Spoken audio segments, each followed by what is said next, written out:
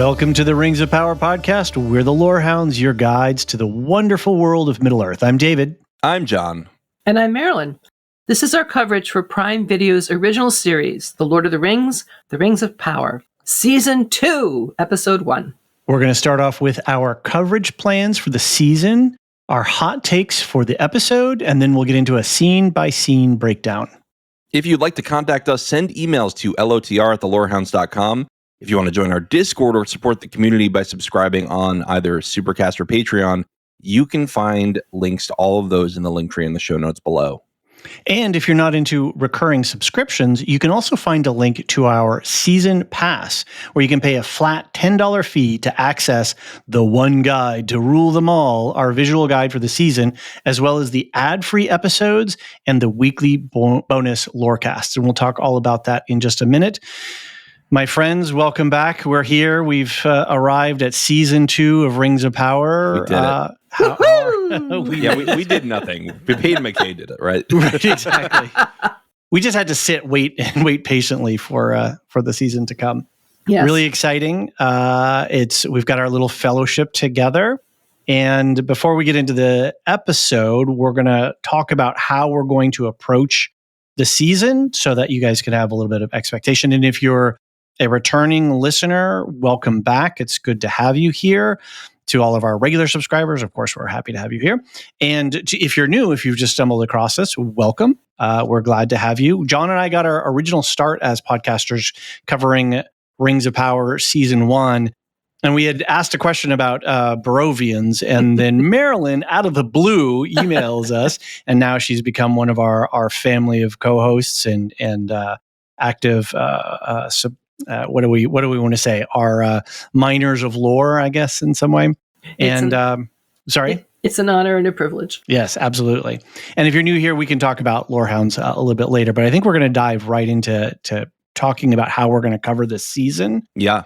So. Fortunately and graciously, Amazon has provided us with screeners. Mm-hmm. So we are able to be a little bit ahead of the curve, which just really helps with production. Mm-hmm. One of the tricky things about screeners is that sometimes their subtitles aren't available, or the titles of the episode, or the cast information is not available, but we get to watch the episodes. So that's really great. And then, John, how are we going to cover the episodes once we get past this first 3 episode drop? So if you've been with us for a while, you know we usually do a scene-by-scene breakdown on the shows like this. So we're going to do that every episode, and you can follow along with that in the show guide if you're a season pass member or a standard Patreon Supercast subscriber. That will be in the one guide to rule them all.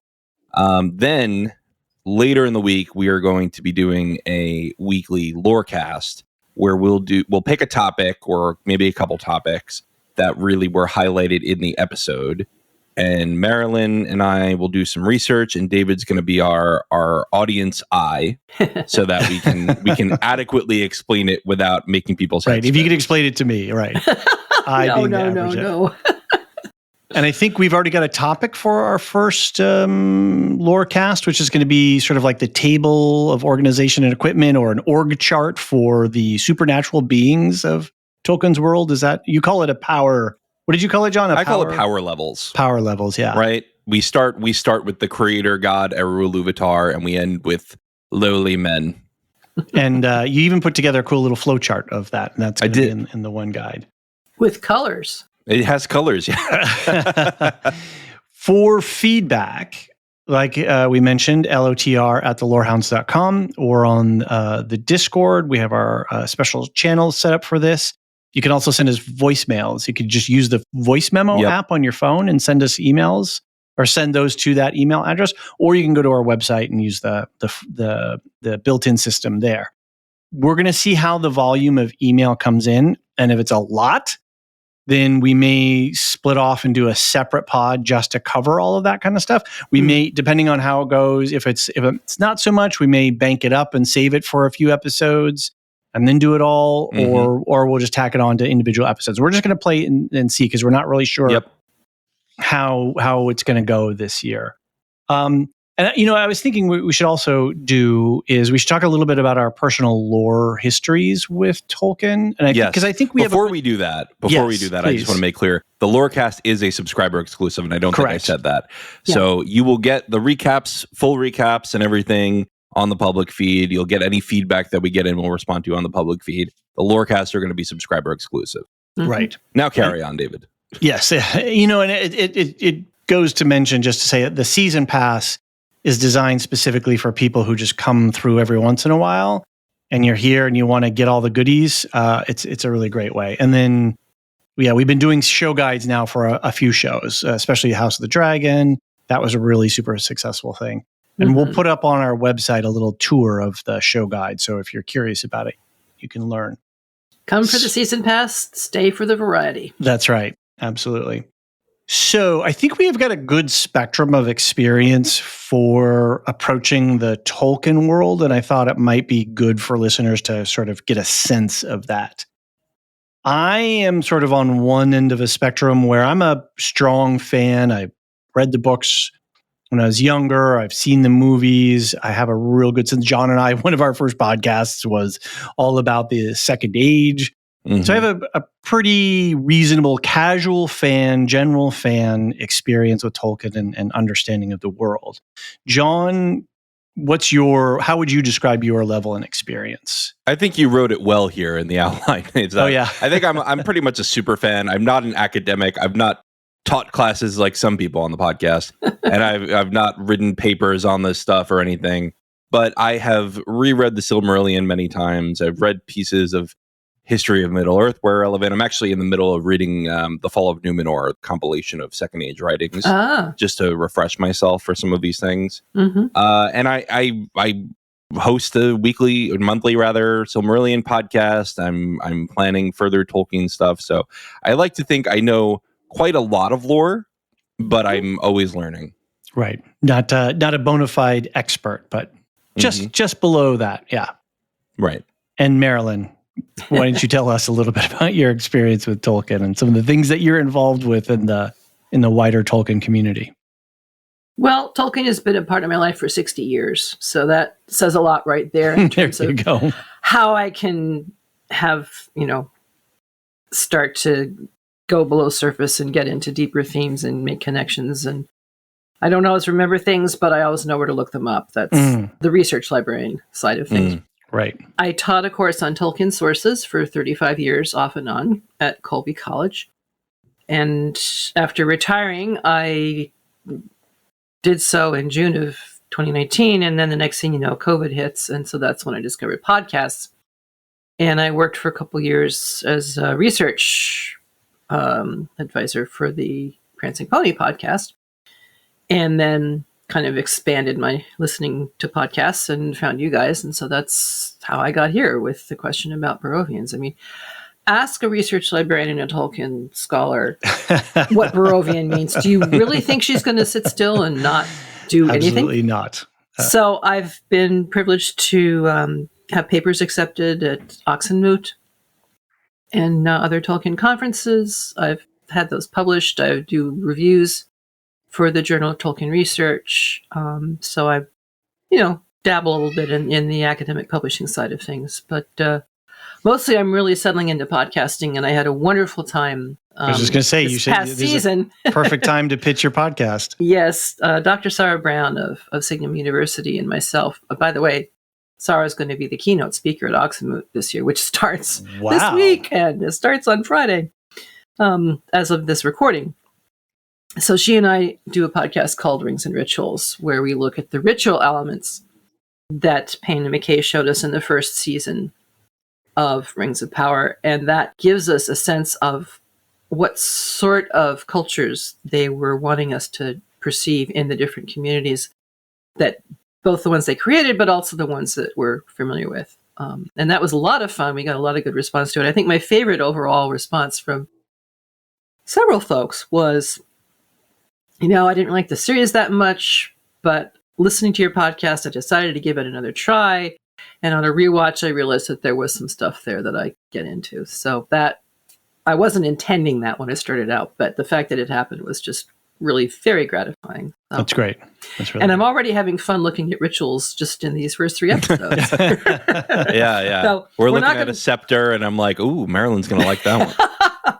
But we're not going to get into that until, probably not until a year after this is done. Because Sarah's also podcasting with Rings of Power Wrap Up, and, we're both very, very busy, but very engaged with Rings of Power. Great. Well, yeah, I think we've got a good diversity here of approaches to the Tolkien material and to the television show.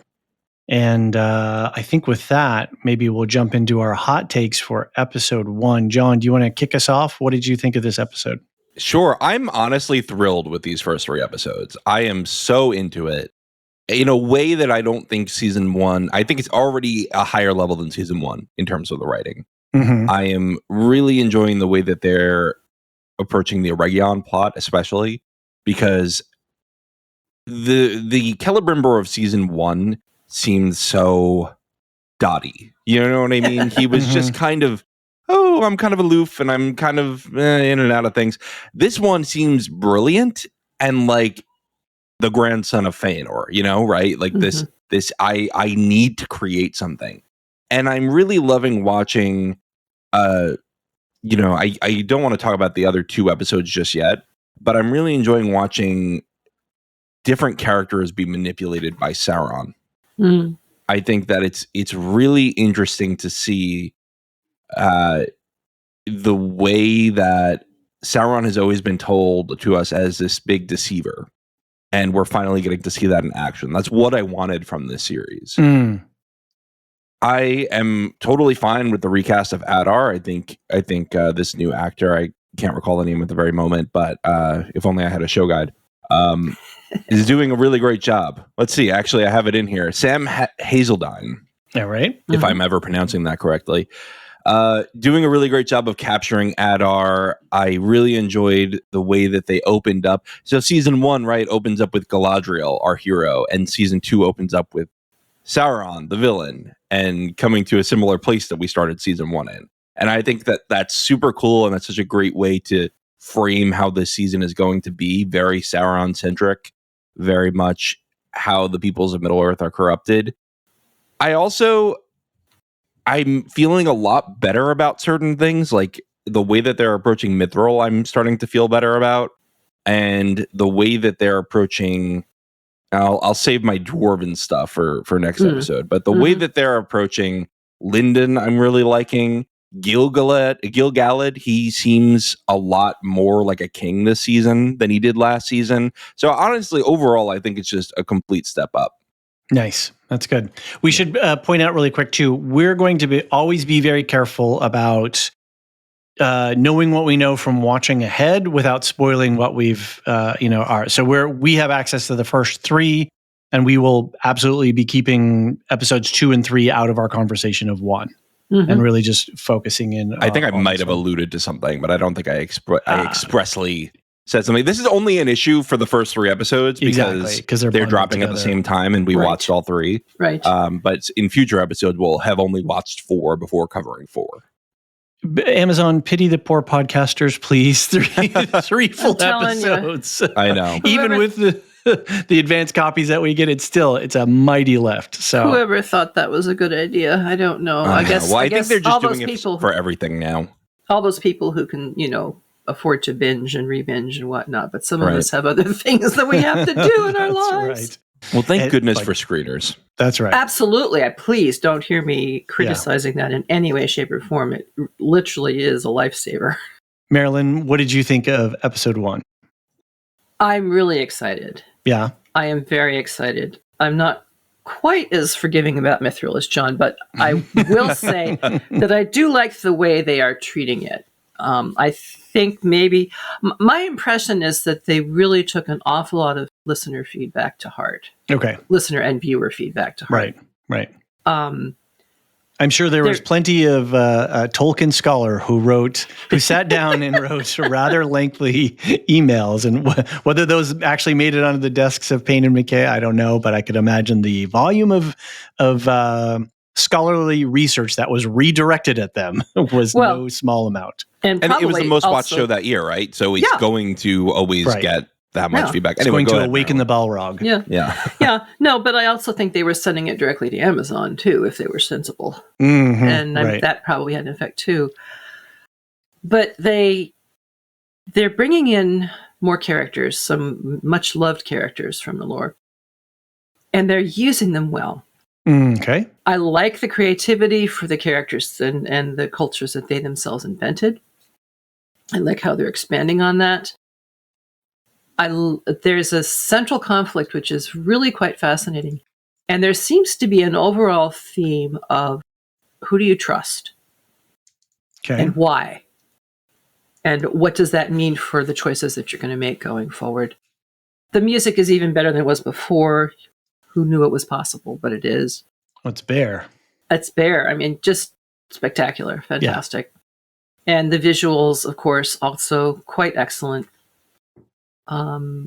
They're setting up a number of really interesting pathways. There's, as usual, there's a couple things I say, really? You're going to have that one do that? Why? Mm-hmm. But that's okay, because they're telling the story. They have their reasons, and I can think about it. And as a result, maybe get a whole new perspective on that particular character or that situation. So, yeah, Marilyn, I totally feel you on that. I think that for me, I'm going into season 2 saying this is its own thing, and I will always have the written word of Tolkien. Yes, and that's its own thing. Yes, yes. And even if they're not following all of the very rich lore about a certain character, they're following enough of it in how they present the character or characterize it. And I agree with you, John. Gil-galad is so much better than he was the first season. Mm-hmm. I finally think, yes, the Harpers would sadly sing for the death of this man. So, right. Yeah, when he goes, this elf, I am considering it. It really gets me. Gets me. Yes, there are some wonderful lines, and he delivers them well. And he even gets a chance to sing quite beautifully. Oh, well, let's talk about that later. Let's talk about that. We will. I have feelings about that, and they're not all positive. Okay. David, you haven't given us your hot takes. No, and I'm going to sound maybe a slightly dissonant chord to your two songs of praise. I'm not sure if I'm having trouble getting into it, and I don't know if that was just because of going through the whole process of getting the advanced copies. If it's I don't know what it is. I'm just if there's some of the plotting and some of the writing, I'm finding myself having to work to pay attention to a little bit. And it could be just vacation brain, right? I'm just coming out of a very busy summertime. Our daughter's about to head back to school in a couple of days, and so I'm actually finally able to bring my brain back around to other adult related pursuits. So maybe it's me. I don't know. I'm not sure. The pacing feels very slow in this episode. There's some things that just seem to drag for me. And again, it could be just a me problem. I don't want to cast, big dispersions, because I do feel that the show is much more sure-footed this season. They've seemed to be committing to some things and really pushing forward on a number of the plot points. The characters, the actors have obviously grown into the characters' roles. Yes. Which is very important. And that takes time. Sometimes it takes a couple of seasons for a character to really round out an actor to round out their character. So it feels really good. Maybe part of it is, I don't know if this was just our copies or if it's going to be better when it hits the airwaves. Or the cable waves or whatever, the internets. It was really dark. Some of the episodes were so dark that I just felt like it was murky, and I was having to swim through to see detail and stuff. But visually, when there's great detail on the screen, it's beautiful. The CGI is great. The scenes are looking good. So all of that seems to be working really well. There seems to be some, for me anyway, some lumpiness in the quality of the writing or the quality of the plot points. There's the stuff with the stranger and Nuri. There's some things that are just like, I'm like, I don't know. I really, because I like them a lot more this season. Actually, I'm liking the stranger stuff more. I do too. You were very not. last season. So well, I mean, last season we ended his run with going, "I am good," and I was like, "All right, I don't know about that." Yeah. So we'll see. I gotta. I think part of it is just me getting into the groove of this thing. I didn't get a chance to rewatch season 1, so I feel like I'm kind of a little bit of a Claude. Like I feel like a bit of a Claude. I'm a little bit obtuse. I might be a little bit obtuse for the first couple episodes until I get into the groove. Someone's typing a review right now saying, "Watch season 1 before you talk about season." Exactly, right? I just feel like, Anyway, we're gonna get there. Don't worry, listeners. Or listen to Rings and Rituals. We do synopses of all the episodes. You got a lot of options, David. Excellent way to recover your memories of season 1. Just because a child moves out from infancy into young childdom doesn't mean that your time as a parent gets any less, doesn't diminish. No. It's constant the whole way through. So anyway, that said, it was also really nice to see a lot of the scenes when we did our trailer breakdown were right here in the episodes. And so they didn't play a lot. I mean, there's a lot more to come, but it was nice to see a bunch of resolution to things, right? They're setting up and resolving, setting up and resolving. So that, I think from a showrunner standpoint, that shows me that Payne and McKay have been listening and learning and are getting their showrunner legs underneath them. So exactly. I think like 90% of the trailer stuff was in this first 3 episodes. It sort of felt that way, didn't it? Yeah. Every time something familiar popped up, I kind of went, "Oh, yes, I remember this." Yeah. And they're not setting up a lot of crazy stuff that is going to take a long time to pay out in terms of the little plot mechanics. They're delivering on those really quickly. So, and that's all well and good. So, overall, I'm lukewarm and looking forward to seeing this season heat up. Sorry, Marilyn, you were going to say. Yeah, I'll just say that one of the things that pleased me a lot was the number of times when something unfolded and I said, "Yes, that's what I said was going to happen." You're winning internet points, right? Well, on my own shtick, because I didn't put any bets down on the table, but it's always gratifying when you find out that you've sussed out, you called something correctly, the hints. Well, don't worry. I feel extremely hype about this season now after watching these. So I'll bring us back from lukewarm land, David. Very good. You can keep it hot. So I think we can move into our scene by scene now. Now, John, you have taken notes on all the episodes. You've written a little scene synopsis, given them a little title and a scene synopsis. You've written that into the show guide, the one guide to rule them all, which is available for subscribers. And that's going to be available. These outlines will be available for people who do subscribe. But we're going to use those as our episode breakdown. And I think on the once an episode goes live, you're going to add in visuals to the scenes as well. Well, this whole thing is private until the episodes go live, just because like embargo. And then so right now it's in a private version of the guide, and it will be copied into the public guide when the episodes go live. Right. And then you're going to put in some visuals and images, stuff like that. So just nobody wants the images with my name plastered over them. No. Of screener protections. Yes, as one of our colleagues did, I am Galadriel, because her name is popping up right underneath her. That's good. Well, why don't you start to lead us through, John? Yeah. So we start off with what I call a crowning of sorts. At the dawn of the Second Age, Sauron attempts to rally the orcs to him. He explains his wish to enslave the peoples of Middle-earth and create a new and perfect order. The orcs begin to turn on him, but Adar calms them. Adar feigns allegiance to Sauron and moves to crown him, but instead kills him with the spiked end of the crown. Sauron's body emits a blast of energy and disappears, and Sauron reconstitutes using rats, bugs, and eventually men. Marilyn, did this break the Pukila scale for violence on screen? I don't know. I didn't watch that closely. Okay. Were you peeking between your fingers? No fingers over that. I just knew that, you hear lots of sounds of stabbing and squelching. I was calling him this season. Yeah, I think it shifted the baseline for a rating scale. Yeah. I was conjuring names like, Soggy Sauron, Squelchy Sauron. Squelchy Sauron is right. Which is what happens as he reconstitutes, etc. But there was a real strong Paradise Lost vibe here. Okay. which I found really interesting. Go on. Him being thrown into the depths of the earth. The story of Paradise Lost is basically about the fallen angels and Satan leading the charge against and tempting Adam and Eve in the garden, and so on and so on. Told from a Protestant perspective, in the early days when Protestantism was really trying to get itself going. So I'm not sure that Tolkien would like the analogy that much, but it was one of the source texts that I had students looking at. Okay. And little details, the fallen angels, some of them turn into insects when they land in hell.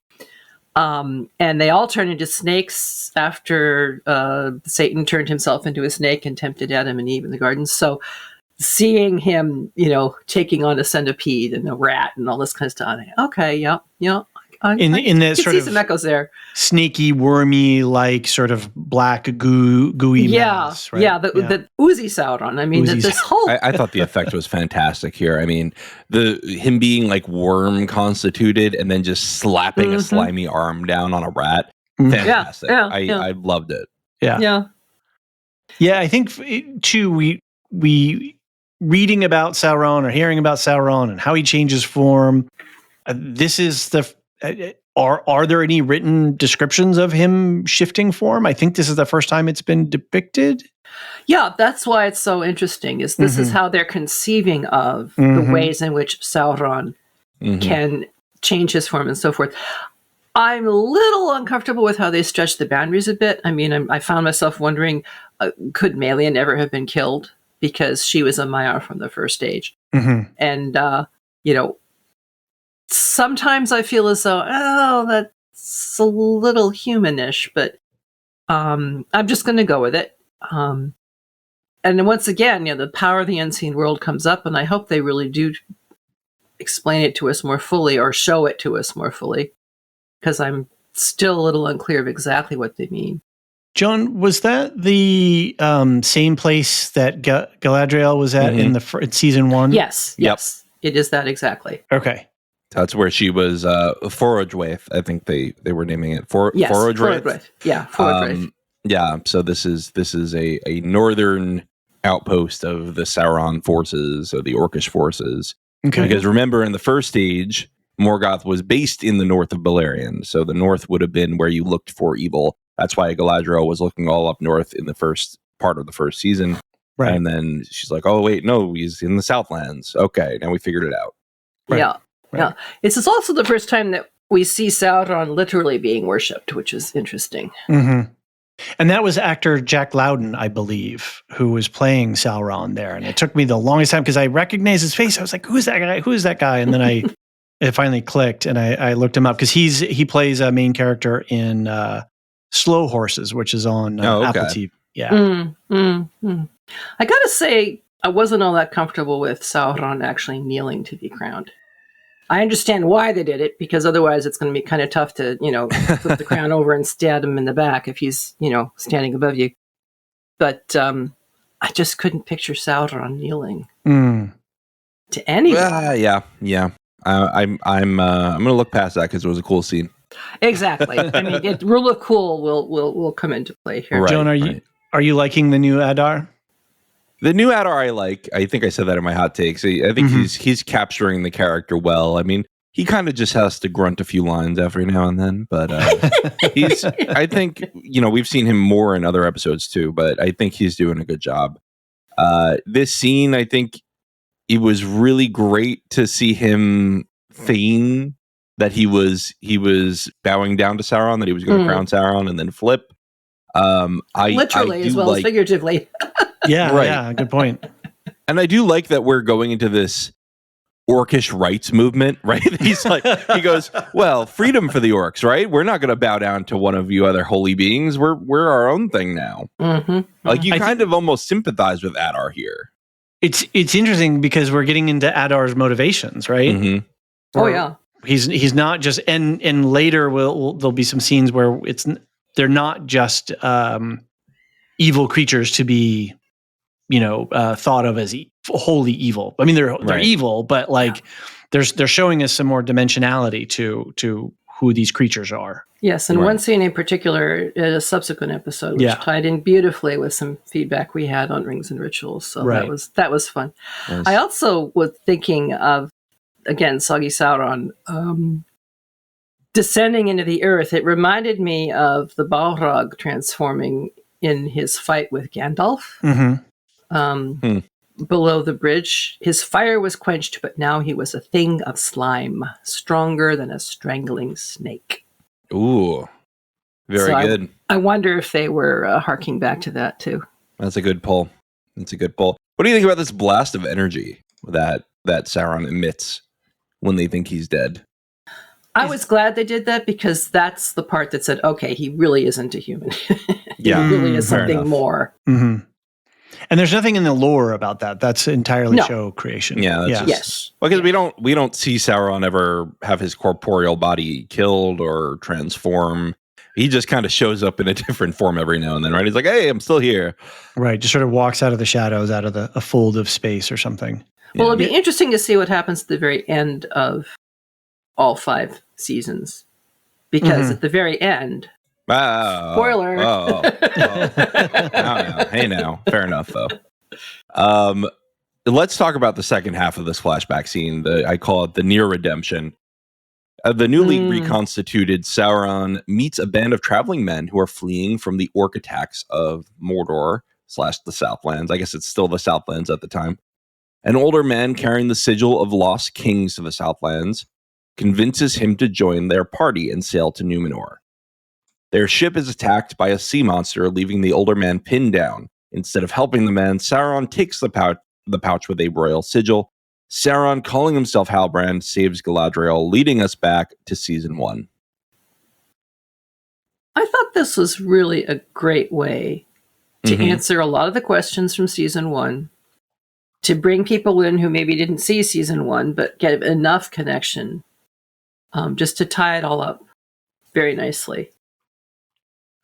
And it was also nice to see a genuinely good human being from the Southlands. Can I just say that?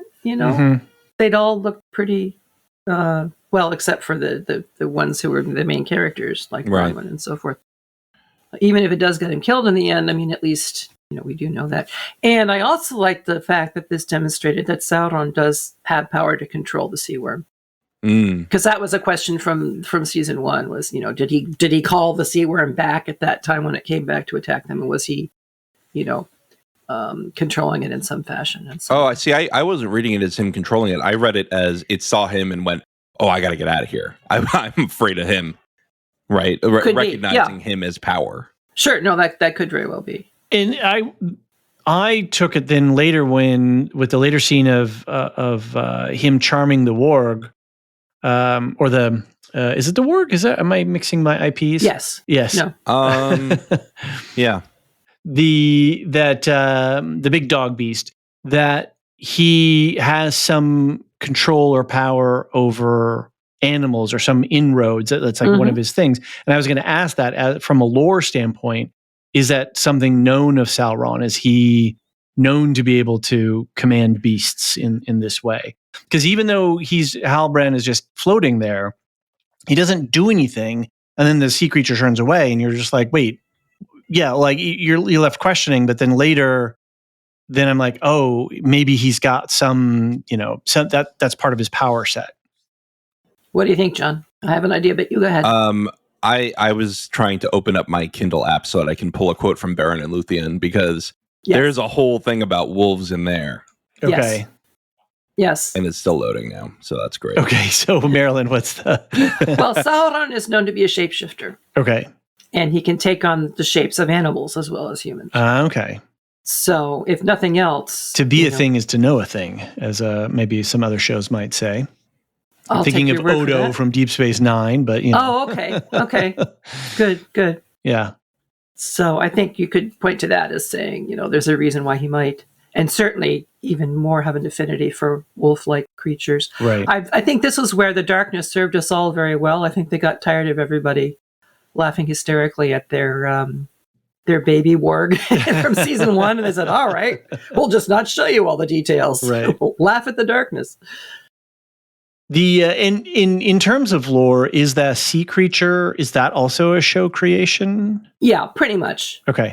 Yeah, and the whole confusion about the word worm, Okay. I think, ties into the fact that Wurm is a Germanic term, which can cover worm, snake, and dragon. Okay. So I think you could just as easily call it a sea dragon. Okay. It certainly looks more like a dragon than a worm. Interesting. But the Southlanders called it a worm, so that's what we're left with. Okay. Yeah, here's one quick thing about wolves from Baron and Luthien. This is from when Baron is fighting off people in his homeland in Dorthonion. It says, therefore, an army was sent against him under the command of Sauron, and Sauron brought werewolves, fell beasts inhabited by dreadful spirits that he had imprisoned in their bodies. So that's what he was doing with wolves, is imprisoning them with spirits. Okay. Okay. Possessing them. So this bodes well in terms of Payne and McKay knowing, right, when we know that they know their lore and they're being able to bring this stuff in. That's kind of cool. And there's also the scene on the bridge where Huan is fighting. Yes. Like wolf after Sauron, Sauron, when he comes out, and he keeps changing shape, and he's a wolf and he's a snake and he's a bunch of other things. So yeah. Yep. Well, my little Sauron has just made an appearance, so hopefully she won't eat the microphone or anything like that. Yeah. I do really like the fact that they brought us around and closed the loop on where, Sauron's backstory and clearing up this mystery about how he got that little sigil and all of that kind of stuff. So it really confused me at the beginning of the episode. I wasn't sure what was going on. And then it was like, oh, okay, I got all this now. And then it was nice to wrap it all the way around to the opening of season 1. And I think, like you said, John, it really highlights the importance of the characters that we're going to be focusing on in this season. The Rings of Power, right? This is all about Sauron. Right. This is all about rings. This is all about, Galadriel and the elves and how this affects them and everything. So I think the most important thing for me in this scene is that it's not factually, like bullet point by bullet point, accurate to what Sauron was doing in the books in the beginning of the Second Age, but it is very much the spirit of this. So in the books, at the beginning of the Second Age, Sauron goes, well, my boss is dead. What do I do now? And he goes to Eonwë, who is the herald of Manwë. Correct me if I'm wrong, Marilyn. Nope, you're fine. And he says, hey, what's the vibe back home? Can I come home and just say oopsie daisies and be one of the holy ones again? And Eonwë says, look, you can come with me. Yeah, I made a huge silly mistake. That's what it is, yeah. He goes, look, you can come with me. We'll go to the Valar. We'll have a little trial, and we'll see what the consequences will be. You did a lot of messed up stuff. You got to face consequences. And he goes, that sounds hard. So I'm not going to do that. And that's basically what happens here with this older man, right? This unnamed older man. He says, well, how do I be good? And he goes, well, you're not just good. You have to choose every day to be good. And he's like, oh, that sounds hard. and then he goes right back to his old ways. And I think that's very true to the character. And I really appreciate that in an adaptation, right? They've really captured the essence of this character without sticking exactly to a note for note retelling of the book. Yeah, you're right. It was very, very well done. And particularly that moment of, well, you have to choose it again every morning. Which is an easy scene to overlook in all of the other stuff that's going on, is that's a very, I think, a really important moral point. If we're going to take anything from Tolkien's writings and what he was trying to say, and I don't know how much that actually comes out of what Tolkien would have said or wrote, Marilyn, you can validate that. But in terms of, here I am listening to that and going, yeah, good isn't just something that's passive. It's active choices. It's it's thinking, it's being present to other people. Who is this person? What do they need right now? Who am I in this relationship? And when we're thinking about our modern day politics, there's a lot of those questions about questioning our values and our assumptions about things and what choices are we making. And I think it's a really particularly important statement that gets made here. And it's gone in a second, that scene. It's just like, whoosh. Yeah, which means you're not going to feel preached to, which is always a good thing. That's a good point. And yes, free will is the heart and soul and root and essence of Tolkien's moral compass in Middle Earth. Mm-hmm. With the recognition that if you don't have the option of doing evil, then you don't really have the choice of doing good. It's not a choice, if you see what I mean. Yeah, right. Now, by which I am not saying that good requires evil in order to be good. I'm not saying that at all. Don't do that. But it's a recognition that we all have this awesome power and responsibility. Right. Because we can do bad things. And that's where the morality comes in. It's you choose every morning and sometimes 17 times a day.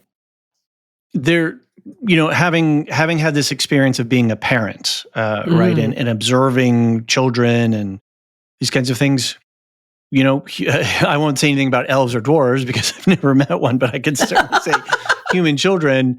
There are all of these impulses that come out and that we condition and we learn and we enculturate into saying, yeah, you might have had that impulse, but at some level you need to make a choice not to snatch that toy away from the other kid or, grab somebody else's food off of their plate.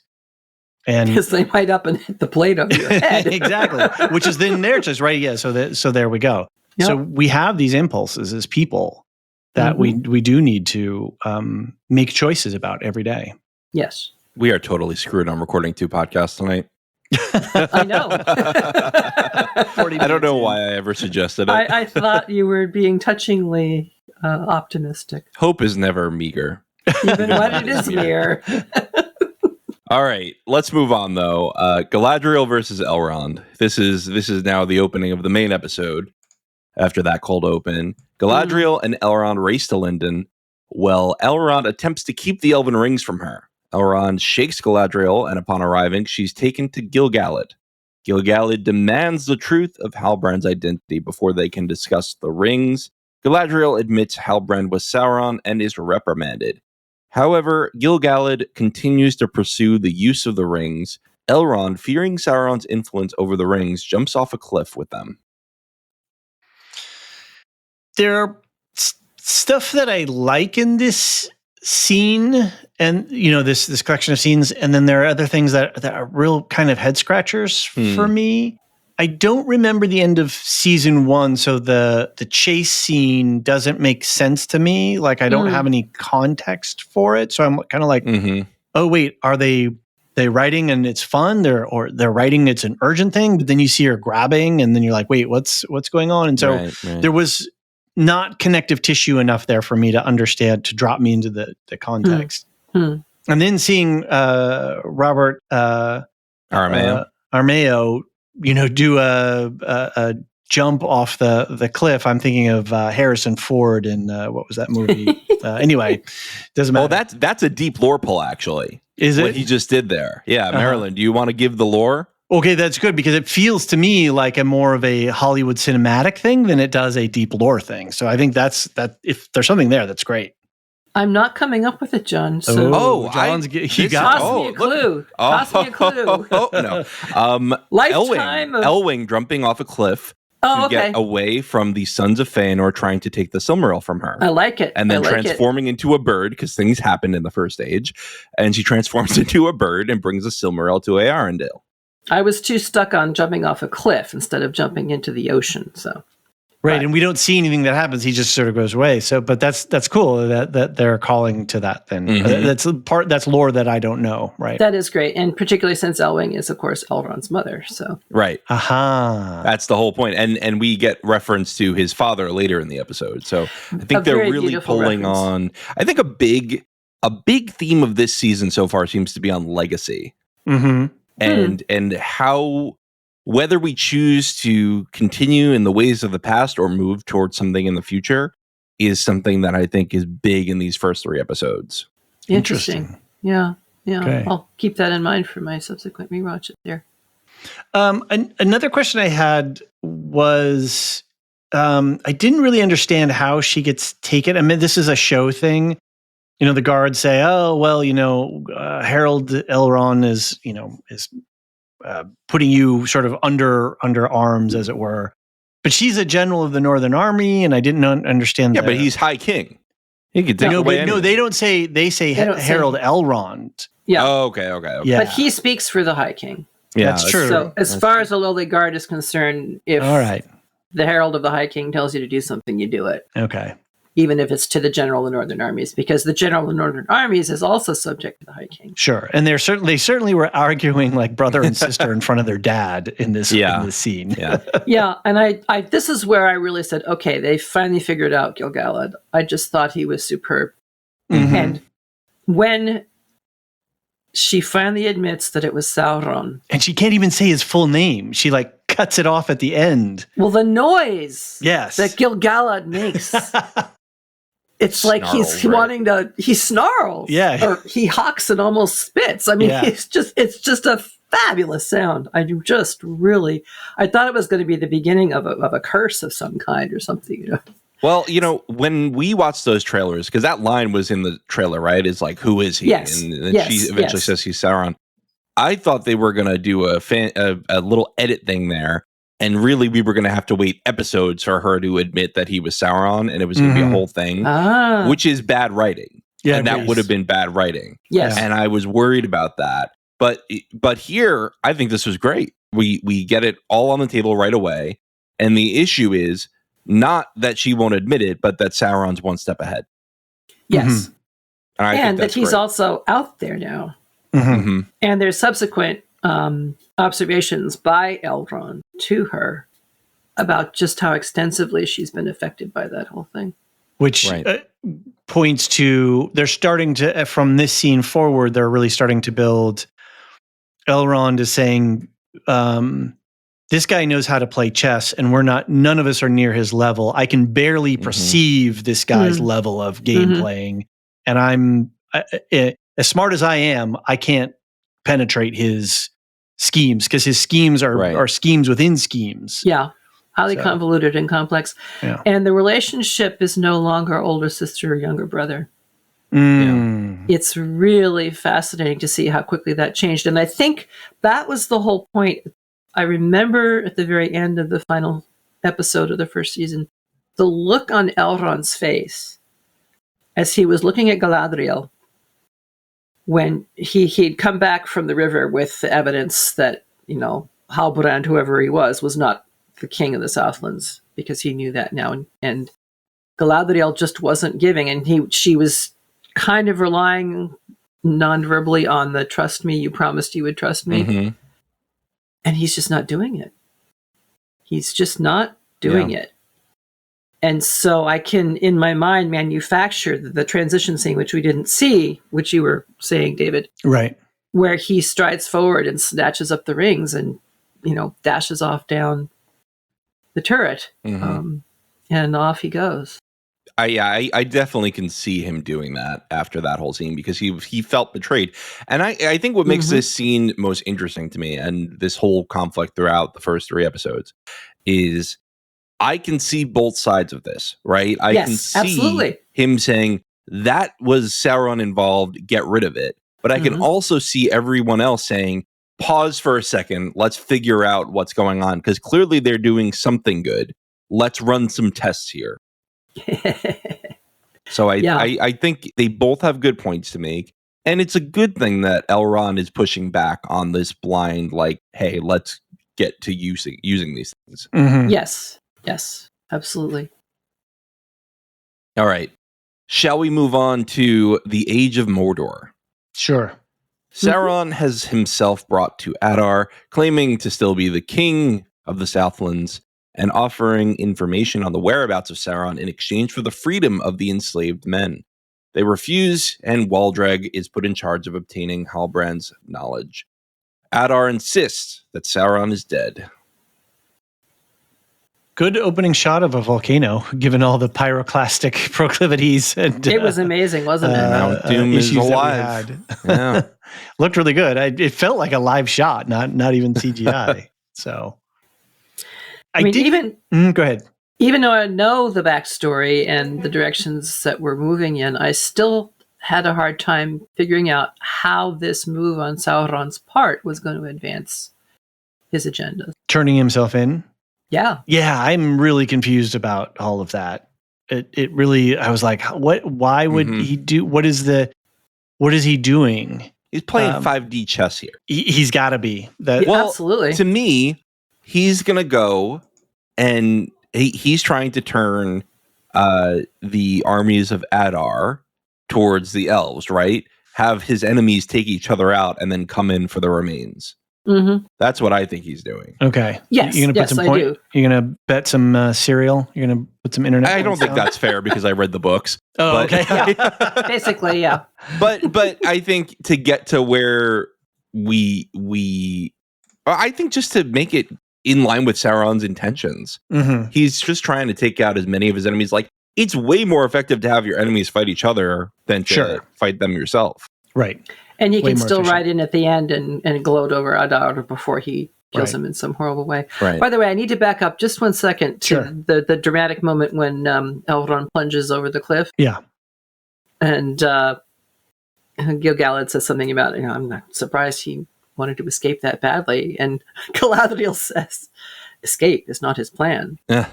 And I heard, I must face him alone. Which is exactly what happened. And I it's a Star Wars reference for those of you who are not with me on this one. But oh boy. Good I just couldn't hear that line without hearing the subsequent line. Oh man. Can I ask you all, why is Sauron bartering for the freedom of the Southlanders? That's the one thing I can't figure out. Yeah. I have a thought. Okay. He has to immerse himself in the role of King of the Southlands. He is Halbrand in this moment. He's doing what? Yes. What is it that Jared Leto did stupidly? Like immersion. What am I trying to say? Don't know. When an actor like immerses themselves in the role. I know. You know what I'm saying? The word is method acting. Thank you. That's it. Method acting. Yeah. No, that's what the only thing that made sense to me is he had to not have Adar even have a hint of a suspicion of a quirk that Halbrand was anything other than what he appeared to be. So he has to. He is taking on the character of Halbrand in the same way he'd take on the skin of a wolf. I mean, this is another example of his ability to transform from one creature to another, and this is the sort of thing that you could see the King of the Southlands doing. Fair enough. Free my soldiers, free my people. I'm a king. I'm taking care of the good of my people, and I'll give you the information you want. And of course, the response is, ha ha ha, we will tear the information out of you. And it may come to pass later that the Southlands is part of his plot as well, right? So, sure. I mean, it's Mordor now. Yeah, that's true. It is Mordor. But the humans who live in Mordor. Right, that's what I mean. That he's going to somehow, that's all part of his schemes. So, I guess Adar is. He doesn't have the ability to see through Sauron's disguise, so he doesn't. He's not more magical than Sauron, right? I mean, obviously Sauron's very powerful, but like he doesn't have. No, he was an elf who got turned into an Uruk. Right, he's just I don't want to say mortal. What's the right way to? He's a child of Iluvatar. Yeah, serial longevial. Yes, and a child of Iluvatar. I think that what the sticking point here is I don't know if Adar even understood what Sauron was. He could have seen Sauron as an elf who worked for Morgoth the same way Adar was an elf who started working for Morgoth. Okay. Did he have elf ears in that very first crowning scene? I don't remember. I don't recall seeing any. I don't know. The point I'm trying to make is just I don't know if Adar had a full understanding of Sauron's power. Well, I'm thinking of something from a subsequent episode, so I won't mention it now. Okay. But there is something that kind of, for me, points to him realizing he was clearly, definitely identified as Morgoth's second in command. For That's sure. Got to be more than just a jumped up elf, I think. Okay. All right. But fair enough. When we get there, see what you think. Yeah. This whole thing of power over flesh, right? This line gets dropped here in this conversation. That's what Halbrand uses to twig Adar's senses or whatever, or his interest. His interest. Thank you. But then that's also what not Círdan. Redhead Sauron said. Redheaded Sauron. People are calling him Redhead Sauron because he's been in trailers. Okay. Are you thinking this is also what Celebrimbor said? Yeah, sorry, Celebrimbor. What Celebrimbor, that the conversations that Halbrand and Celebrimbor are having. Yeah. And this idea that that's not for a couple episodes, so. Oh, should we? No, it happened in season 1. Did it? Yes. Yeah. At the last okay. episode. All right. I'm sorry. That's what twigged Galadriel to the realization that Halbrand was looking mighty suspicious right now because she had heard Adar say it. Well, carry on. Yeah. Enough said. But I just that this feels like it's going to be one of the main themes, right? This is, that these rings have power over flesh. And I really hope that they explicate that in some fashion. Yeah. Okay. Because a sword has power over flesh, right? I mean, or is it power of the flesh? Right. Exactly. You're using the why power are we of the distinguishing? flesh with a sword. Yeah. I think the point with power over flesh is someone else's flesh is subject to your will.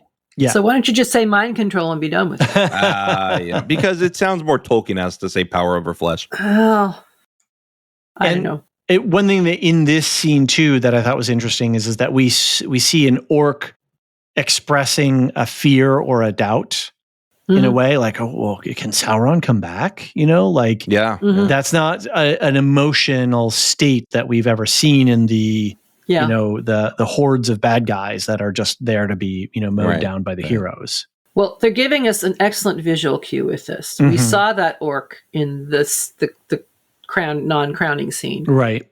So we know that one's been around a long time. That orc looks the closest to an elf after Adar himself. So I think they want us to interpret this as this is a very early orc. Okay. Who still has more potentially elven kinds of approaches to life, maybe you could say. And we'll see another example of that in if either 2 or 3, which we'll get to when we get there. Sounds good. Well, why don't we take a quick break before we get back to more Rings of Power?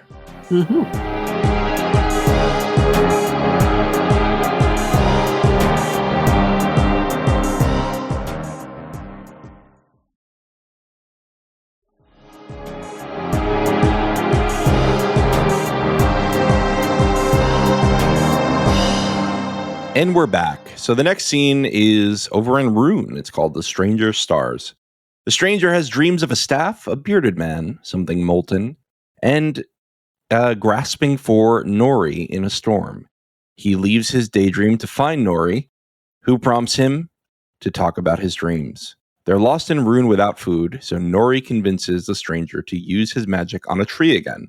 He loses control, but the tree explodes, revealing bugs that Nori considers quality eating. That night, they discuss his dream and their mutual homesickness. They realize they are being followed. Yeah. So you're saying, John, that the Harfoot stuff is doing okay for you this season? My heart is bigger than my feet. Oh my goodness. That's saying that I should live to see the day. That's saying something. I'm liking it. I thought the whole they dance down your throat. I was like, that's disgusting and hilarious. Okay. Yes, that is very Hobbit, And they have a special song they sing. Exactly. So the bugs can dance on the way down. It's a ritual. Look right there. That's a ritual. Yeah. Oh, I'll have to keep that in mind. It's also very ritual. It's also very biblical because John the Baptist, when he lived in the wilderness, lived on bugs and honey. Oh. And he's also the one who goes ahead of the one who will sacrifice himself and then return. Okay. Whose name might start with a G and not appear until the third age. Gotcha. But for that very reason, I add that to my little pile of evidence that he is not Gandalf. I'm still holding out for him being a blue here. Okay. And I have the mighty Professor Corey Olsen on my side on this one, so I'm feeling very happy about that. I'm not thinking he's a blue, but I do think the guy in his vision is a blue. Oh, yeah, definitely. Right. Definitely. I'm pretty sure that's the Blue Wizard. In fact, when I first saw that, I was like, Marilyn's going to love that shit. You were not wrong, John. You were not wrong. Yeah, there's some.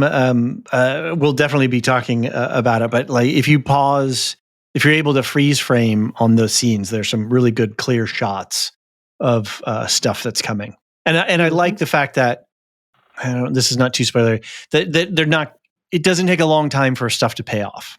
Yeah, right. That's exactly right. Right. They're not queuing all the little mysteries and teases and whatever. Right. That don't pay off fully or don't come until the very end. Like this is They're wrapping up a lot of threads and they're spinning some new ones. Yeah. Right. John, did you think that the way that the staff was floating there, it felt very much like a power-up in a video game? You know, like it was kind of, yeah. That's pretty funny. That's pretty funny. So I like it. I did feel this is where, and again, it could be a me thing. I just thought that all of this rune stuff, there's a slower pace to the evolution of the action and the plot. And I'm trying not to be critical. I'm just noticing in that. And I don't know if that's me, and do I need to slow down and take the show the way that it's being presented, or am I being a little bit too much of a, modern age podcaster? Come on, give me the plot, move it along. And rather David, than it took like a third of the book to get out of the Shire. We gotta, just pay a little bit of homage to Tolkien. Well, it's not just that. It's perhaps a contribution towards them helping us realize the vast distances that are involved. Because that was one of my big criticisms of season 1. Was they, it just looked like Eregion and Mordor were, next door, a week's journey away, which right. just simply was not the case. Right. So, I think that may be part of why they're doing. But even though Poppy later says you guys didn't actually get that far, right? Well, true. No, that's true because they went around in circles 3 times. That's true. That's a good point. So they were taking lots of time. They just weren't getting very far. I think my favorite part of the scene though is it reminds me of Spibimi. Right? All that you do in evil shall prove but mine instrument. And the stranger loses control, and perhaps you could consider it a bad act, right, to explode a tree. But then what comes out of it is food. They find the food underneath the explosion, and I'm all for that. That's very Spibimi. That's very Tolkien to me. And I think they're also using the travel time to develop the characters.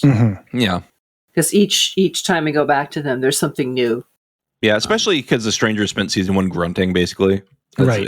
It's lovely to hear him speak. He has a lot of wisdom. He's fully articulating now. What does he say? Perhaps wizards aren't always fair. I was like, that's a good line. Yes.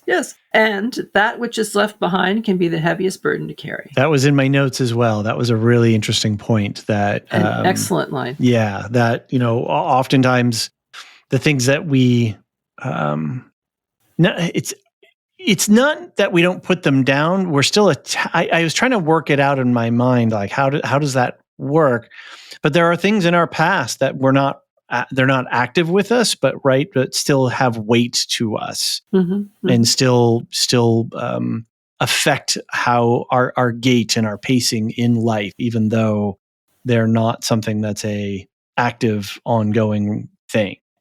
Does that make sense? That's absolutely. Yeah, absolutely. I mean, sometimes the wounds take, if it's a wound, take if we use that years to heal, right? And you keep coming back to it until all the work that you need to do is done. Right. I was thinking more memories too, things that we say, oh, okay, well, I've left that part of my life behind, but yet it's still no, you haven't. Me. Yeah. Exactly. And the healing comes in recognizing that you need to integrate it. Right. I thought another interesting line that he drops, which when he's reminiscing about his home, this flashback, and he says, it's there just beyond the sunset. And I don't think it's I don't think they're calling directly to it, but it's something that sort of rhymes in the larger Tolkien sphere, which in the movies was a line that is it Gandalf saying it to Pippin when he's describing crossing the seas and going to Valinor and the rain and the mist? I think it's something like that, yeah. Yeah. Except I think it's the description of Frodo actually going in the book. Yeah, and I don't think that sunset is involved. That's a confusion of a lot of people. Okay. In the text, it says under a swift sunrise. That's what it is. Okay. So, like I said, it's not a direct thing, but it just reminded me. It just gave me feelings of that same sort of. Sure.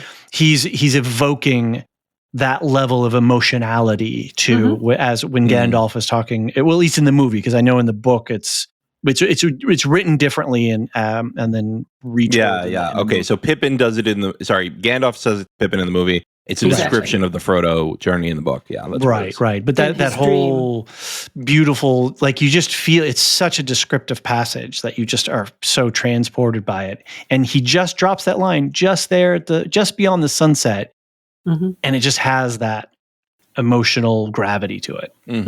So nice. Yeah, and the stranger being one of the Istari is going to have his home in the west. He's going to have his home just beyond the sunset. All right, let's go to Sauron's solitary confinement. In the prison of Adar, Sauron meets a vicious warg. Waldreg unsuccessfully attempts to beat the information out of Halbrand, and Halbrand promises to kill Waldreg. When the jailers leave, Sauron uses his food to attract the warg, then uses a mysterious speech to tame it and give it instructions. Was this black speech? Is that what that is? I think so. Yeah. I think so. Maybe we'll be able to tell once we get subtitles. Yeah, right. It'll probably say like in black speech. Exactly. Yeah. If you don't know, black speech is the language used on the inscription of the One Ring. And it was a speech that was developed for the orcs, I think, by Sauron. He invented it. Oh, okay. Yeah. Because the orcs came from different regions and had different speeches, ways. They had so many different orc languages that they all spoke common tongue to one another, but the orcs from Mordor would use the black speech because that's what they were trained in. Interesting. Or so I think I remember. This is pretty much a setup scene, right? This is just setting up some stuff to come. But I think the most important thing for me was just his ability to manipulate animals, right? Yeah, which we talked about with the wargs. Something that's important to me is I can never decide which name to use for Sauron in the moment, so I go back and forth between whatever name he's using. Fair enough. Like in this, it's Halbrand, right? Right. But I still have to tag Sauron, so it's like, how many slashes can I put in an entry? Right. All right. Oh, and it'll triple the issue when we get a new character. Yeah, exactly. So let's meet Círdan then. Oh, yes, let's meet Círdan. So let me read the scene first, and then Marilyn, you can go into your Círdan mini deep Raptures. dive. Elrond hides under a bridge in the Grey Havens, where Círdan mentors a shipwright. When he returns to his workshop, he beckons Elrond to come out of hiding. Elrond seeks his help to talk sense into the elves. Marilyn, you want to tell us who Círdan is? Círdan is probably one of the very first 144 elves to awaken by the shores of Cuivian, and he's the oldest surviving elf that we know of now, and as such has had a lot of life experience. He might even have known Adar. Oh, interesting. This thought just occurred to me when I was taking my notes, and I thought, well, if he was one of the original 144, he would have been around for this. And that's really interesting. That's true. They could have run across one another at some point. He's like, hey, Adar, I haven't seen you since the reunion. So during the first age, he had seen the Vala Orome, who visited the elves to invite them to come over to Valinor. And he would later know the Maya Osse. So he has experiential knowledge of the Valar. Which helps a lot. The Maya Osse? Osse is a vassal of Ulmo. Ulmo is the Vala of the oceans. But Osse deals with storms. Okay. And his wife Uinen deals with the coastlines and the plants and things of the coastline. So we saw a statue of Uinen in the jail of Numenor.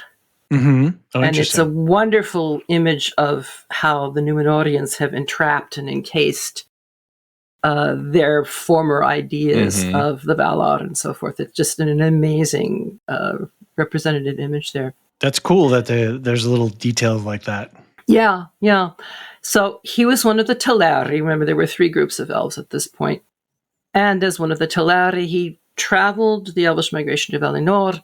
But when Elwë, who was one of the 3 ambassadors, who was the leader of the Teleri, and eventually became who we know as Thingol, disappeared, out of love and loyalty to his overlord, Círdan remained behind, searching for him.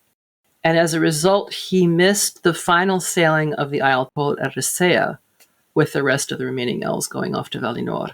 Now, there were some Teleri who decided to stay on Middle-earth, partly because of Ossë. Again, Ossë didn't want them all to leave because he'd kind of gotten to know him and like him, and they'd gotten to know and like him too. But even before they came to Beleriand, the Teleri had always been interested in the craft of boat making. And they started with lakes and so on. And an interesting bit of information from the peoples of Middle-earth, they spent some time on the Sea of Rhun. Oh. Building ships and, larger ships and so forth. But Círdan was always the most skillful of all the shipbuilders. And Círdan is a Sindarin meaning shipwright. So that's why he was known as Círdan the Shipwright, or Shipwright the Shipwright, if you like. It's like saying chai tea. Anyway. Right, sure. His greatest desire had always been to see the Blessed Realm and reunite with all his kin who had sailed there.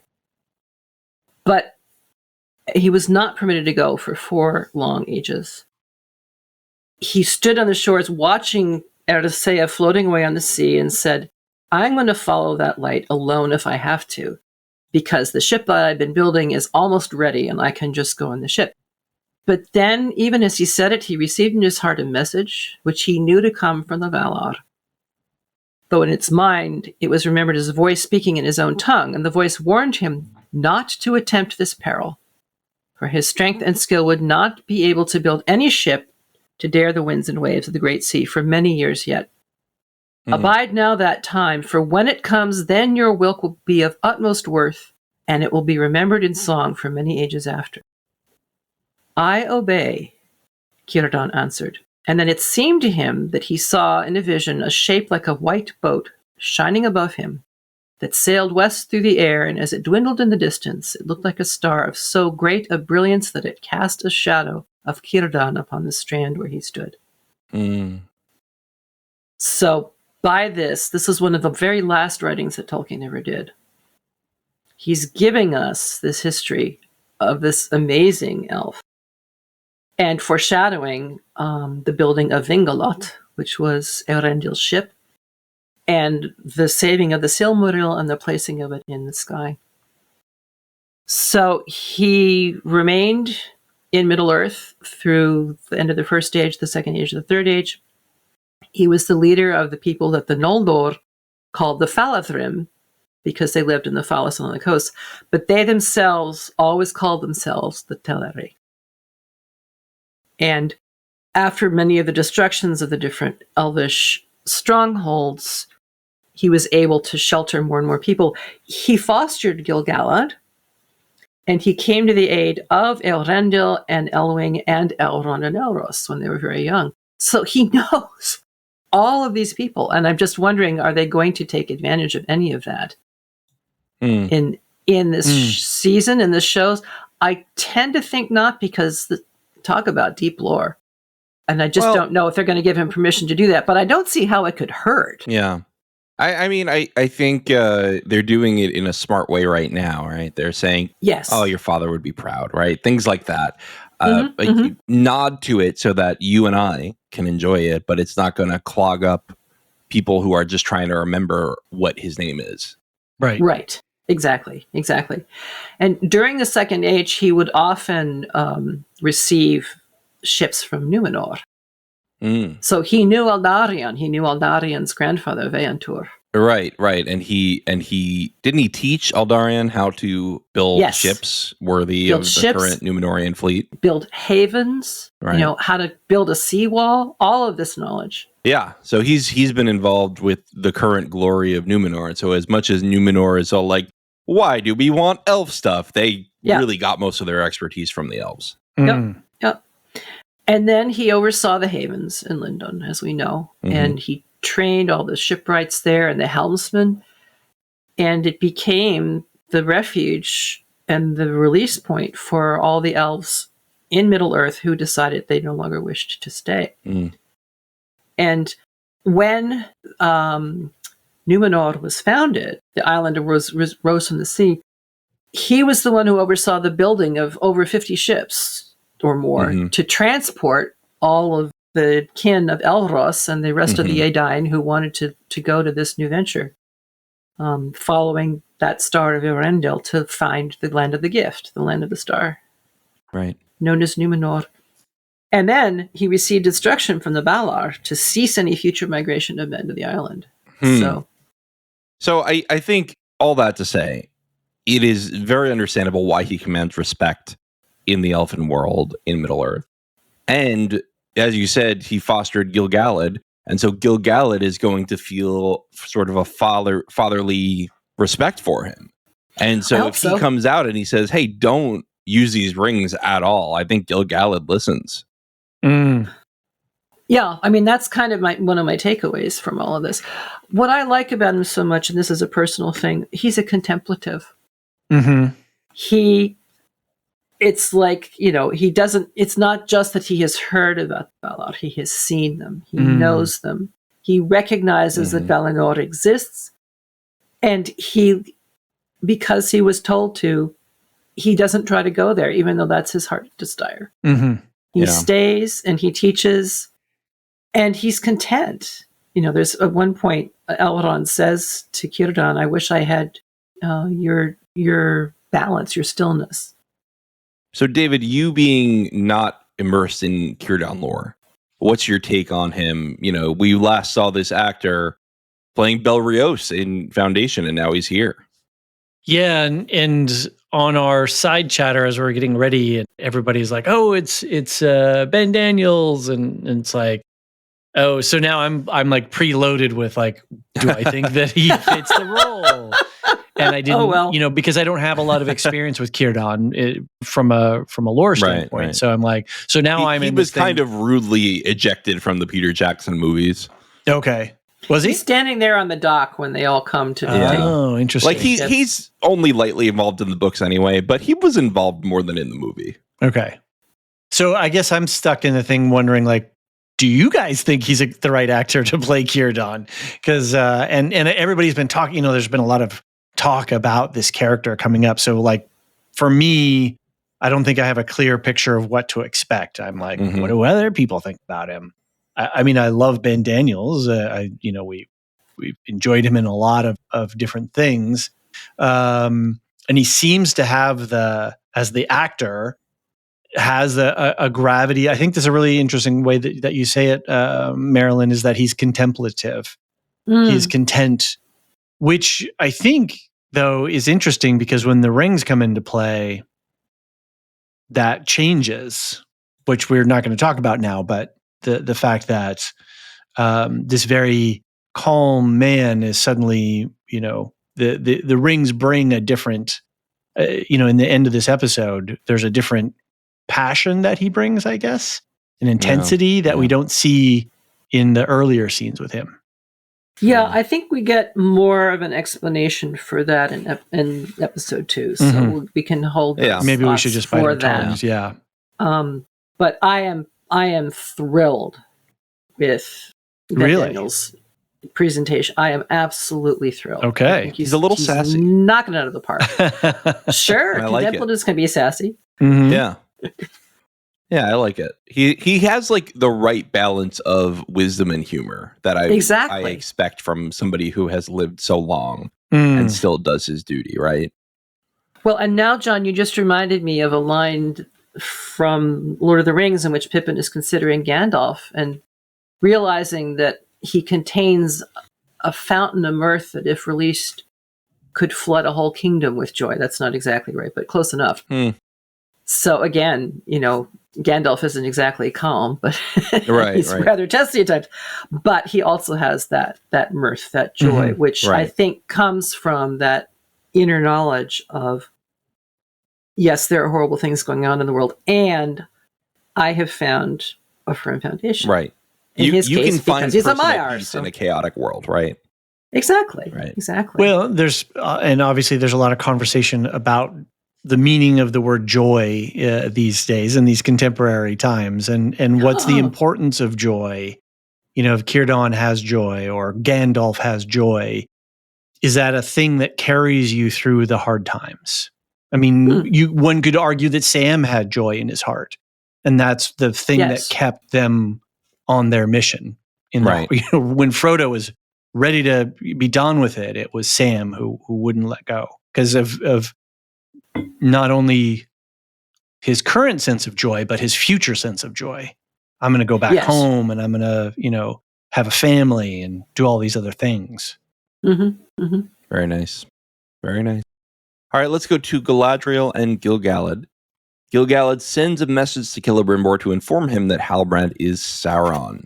Gil-galad makes clear that he does not fully trust Galadriel, but he knows she is steadfast in the cause of defeating Sauron. Galadriel figures out where Elrond likely went. Quick question on the back, just going back into the last section. Is where Círdan is directly below where Gil-galad is? No. There's some distance away. Yeah. It's kind of next door. It's in the grand scheme of Middle Earth, it's nearby. I need better mapping. Yeah. I'm having a hard time keeping geographically organized. Sure. Yeah. Well, if you think of a really, really long firth, you could say that Lindon is at the inland end of it, and Círdan is at the seaward end of it. Yeah. Okay. All right. Círdan's on the coast because, ships. And so conceivably the falls that Elrond went down are the river that outflows where Lindon Conceivably, yeah. I don't know. Yes. Headcanon, I don't know. Sure. If he plunged into the firth, then the current will take him to Círdan. Okay. So this conversation between Galadriel and Gil-galad, I mean, I'm loving it. I think this is the most kingly Gil-galad has seemed. I really like when she's like, well, if you don't fully trust me, why am I not in jail? He's like, I'm considering it. Really great line. Yes, it was fabulous and so well delivered. I just feel like he really portrayed the whole I'm not mad, I'm disappointed. and it fit. It fit. I think that really fits the character. Yes. No, I'm very happy with the new Gil-galad as I think of it. He's definitely, the testy humor, as it were, a little like Gandalf, maybe you could say. But also doing really well. Galadriel right away goes, okay, I will earn this trust back, right? She doesn't just say you have to now trust me, even though you don't. She says, okay, I think I figured out where Elrond went, right? She just starts being useful. And I think that's the right way to go about, like, if you really mess up at work, you just do a good job then, right? That's how you earn the trust back from your boss. Well, and I think she was really terrified, not only by what she did, quote unquote, but what was done to her. And she's still kind of bewildered about it herself and is trying to sort out, all right, how much of this is me? Have I eradicated the last vestiges of Sauron in my mind or whatever? Having your mind invaded and suddenly you're in the midst of these scenes. As we saw at the last episode of the first season, it's got to be terrifying. We also, though, get to be reminded of Galadriel's sort of detective skills, her powers of deduction, which they did. They established a lot of that during season 1. Yes. That her ability to pull these clues together and make these deductions. And I think there's a tinge of Osanwe going on. And it becomes more obvious in subsequent scenes, or at least more suggested in subsequent scenes. But, it's not straight up mind reading. You pulled Osanwe Kenta there. I just want to very quickly summarize it, which is... Good idea. Guy, we're not speaking Greek here, I promise. No, we're speaking Elven. That's true. All that means is, and we can go into it on a future Lorecast or something, but all that means is there's an idea in Tolkien that people can, and especially elves, can open up their minds to each other. And so I can willingly say, Marilyn, I want you to sense my thoughts. And then she will be able to read it. It's kind of mind reading, but it's sort of voluntary. It's opt-in mind reading. I think that's how I think of it. Yes, and you can close your mind to being read, but that can be an indication that, okay, so why are you not? Why you're not open? Yeah. What are you hiding? Which I don't think they.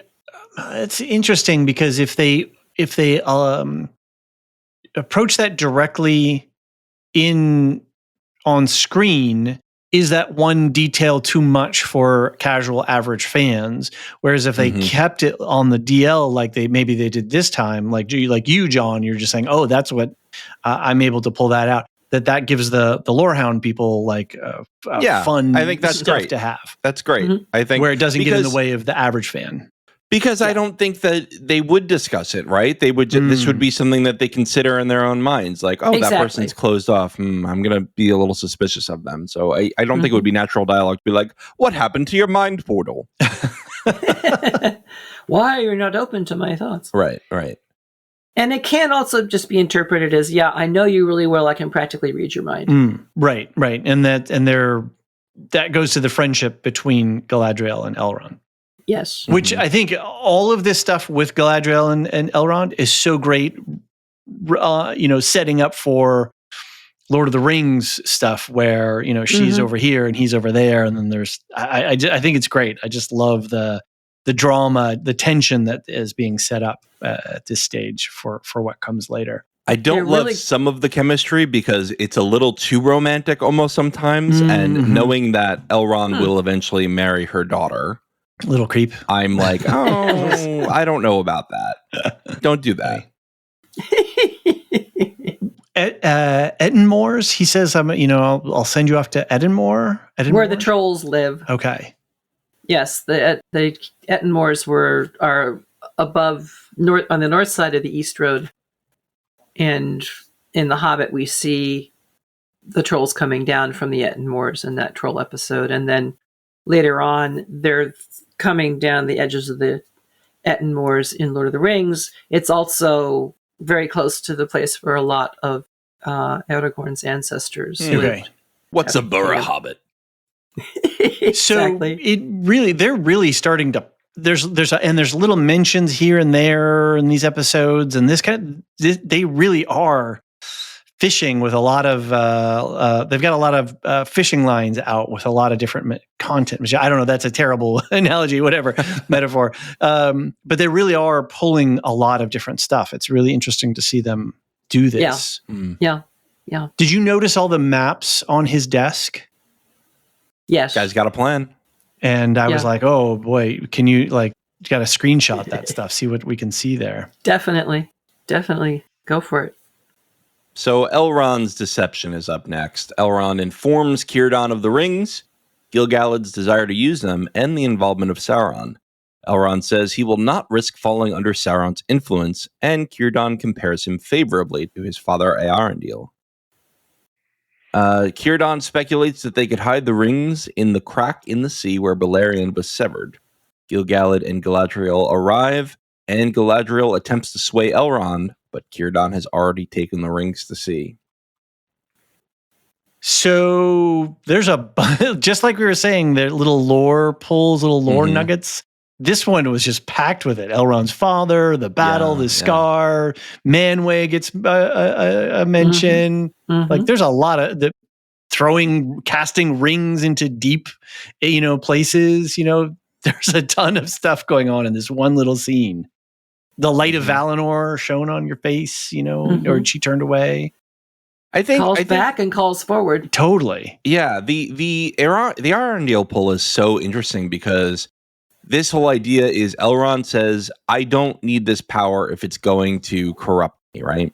And Eärendil's whole thing was he, instead of trying to possess the Silmarils like everybody else and their mother, he takes a Silmaril and he gives it to the Valar and he says, do what you want with this. And they say, okay, take that, fly around the earth forever, and you just fly in the sky forever with the Silmaril. So he's all about duty, right? He is all Yes. about, I just want to save the peoples of Middle Earth from the influence of evil. No matter Not what. unlike Círdan Right. was all about duty. Also, Eärendil wanted to be immortal. He wanted to be a man. He wanted to choose man. And he chose elf because his wife, Elwing, chose elf, and he wanted to stay with her. Yeah. And so the sacrifices of Eärendil are countless. And that's why it's so meaningful when Círdan says, you do your father proud. Yeah. Yeah. Although, let us admit, the sacrifice that Elrond is contemplating is not just his own, but the sacrifice of all That's true. beings in Middle Earth. That's true. So there's a certain amount of better than you sort of feeling going on here. I'm going to keep myself pure. And it could be a noble aspiration. You're saying Elrond is trying to keep himself pure. Yeah.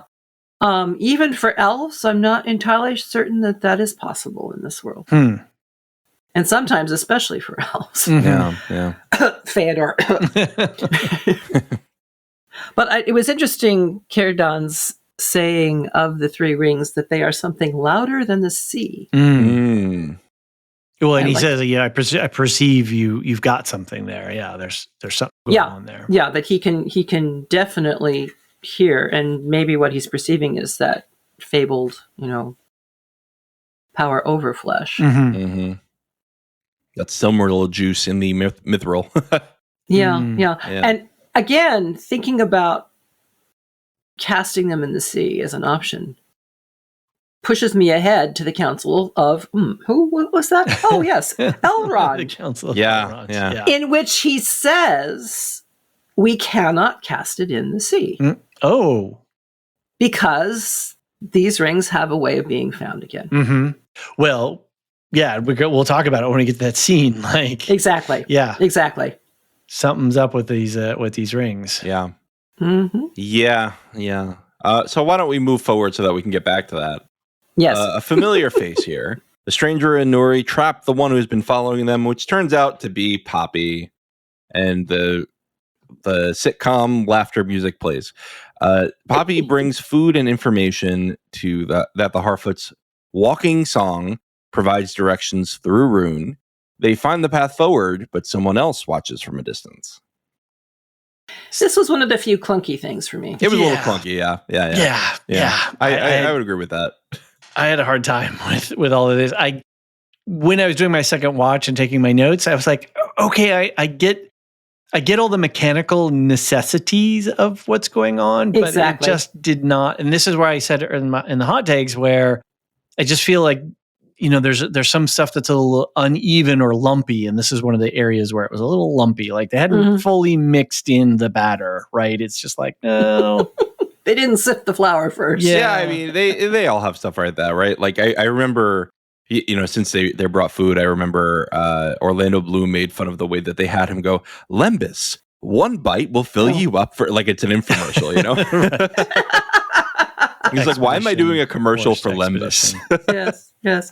Though I will say I love the idea of Poppy as the trail finder. I mean, we saw her grow into that role for the rest of the group at the end of season 1. Oh, okay. Which, kind of leads to the question of, okay, so had they landed at a place where it was safe for them to stay for a long time so you could just take off? I thought Malva was made Pathfinder at the end.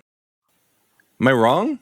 Well, in name, yes. Okay, but Poppy was the one with the skills. Remember, Malva is standing there reading the map, and Poppy looks over her shoulder and says, "You're reading it upside down." Oh, okay. And Malva says, "Well, if you're so good, you take it and lead us all." And Poppy does. Okay, all right. And she's also been looking in Sadok's book, which is how she found the map that they will be using. So, yeah, and I think that's maybe some of that connective tissue that's slightly missing. It's like, how do you can't pack everything into the previously on.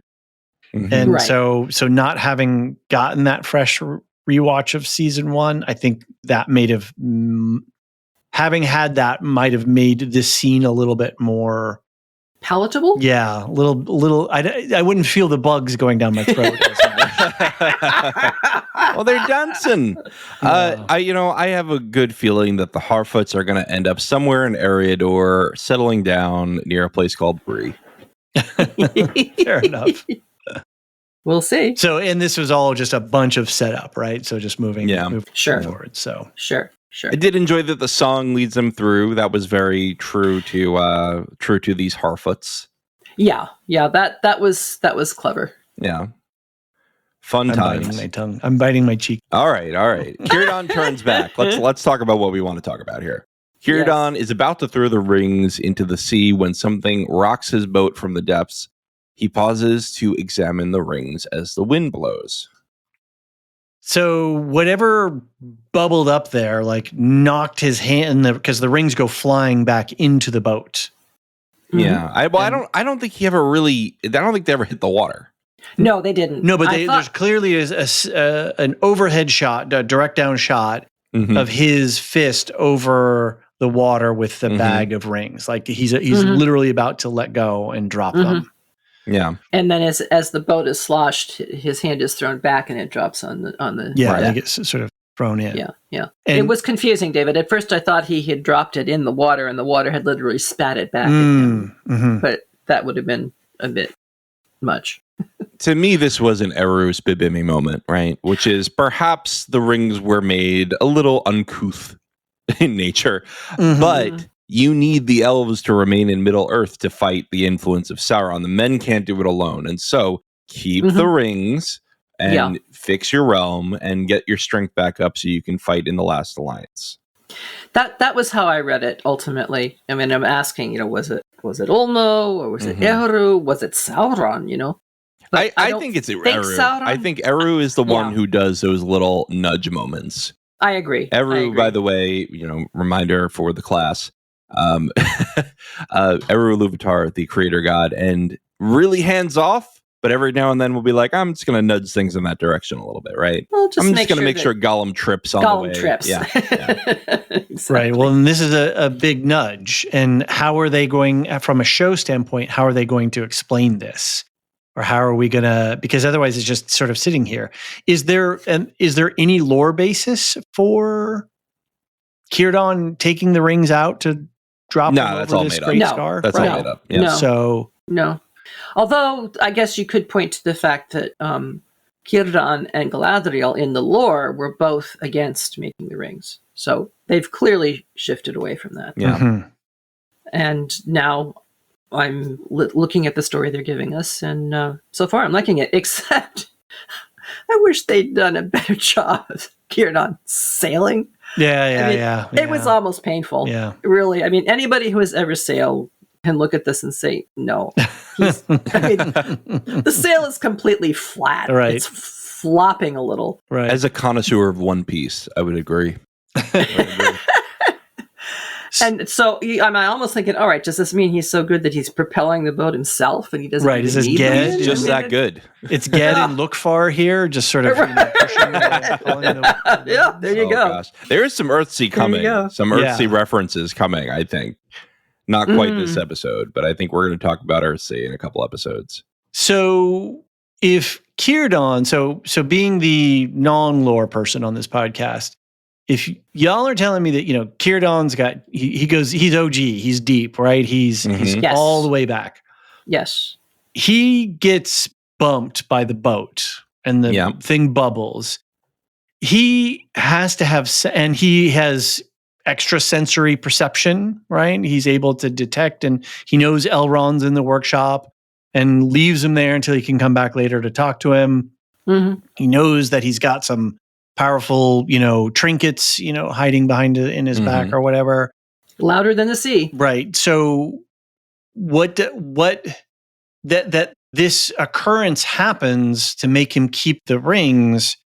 Like, to me, some of this has to be accounted for eventually. Like, does he know this is, Spibimi? Does he know that, that this kinds of stuff happens?